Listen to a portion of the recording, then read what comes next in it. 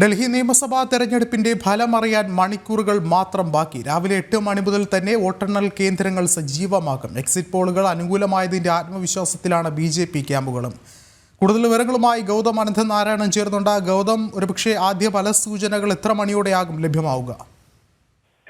വിഷ്ണു, നാളെ രാവിലെ 8 മണിയോടുകൂടി ഡൽഹിയിലെ 19 വോട്ടെണ്ണൽ കേന്ദ്രങ്ങളിലും വോട്ട് എണ്ണി തുടങ്ങും. തപാൽ വോട്ടുകൾക്ക് ശേഷം പിന്നീട് വോട്ടിംഗ് മെഷീനിലേക്ക് കിടക്കും. ഏതാണ്ട് 10 മണിയോടുകൂടി നിയമസഭാ തെരഞ്ഞെടുപ്പിന്റെ ചിത്രം എന്താണ്, അല്ലെങ്കിൽ ട്രെൻഡ് എന്താണ് എന്നത് സംബന്ധിച്ച് നമുക്ക് വ്യക്തമാകും. കാരണം അത്ര വിശാലമായ നിയമസഭാ മണ്ഡലങ്ങളല്ല. ഡൽഹിയെ സംബന്ധിച്ച് ഭൂപ്രദേശം കുറവാണ്. ഒരു നഗരത്തിലാണ് എല്ലാ നിയമസഭാ മണ്ഡലങ്ങളും ഉള്ളത്. അതിനാൽ ഏതാണ്ട് 10 മണിയോടുകൂടി തന്നെ ട്രെൻഡ് എങ്ങോട്ടാണ്, അല്ലെങ്കിൽ ആരാണ് അടുത്ത ഡൽഹിയിൽ അധികാരത്തിൽ ഇരിക്കുക എന്നത് സംബന്ധിച്ച് ഒരു വ്യക്തത ഉണ്ടാകും.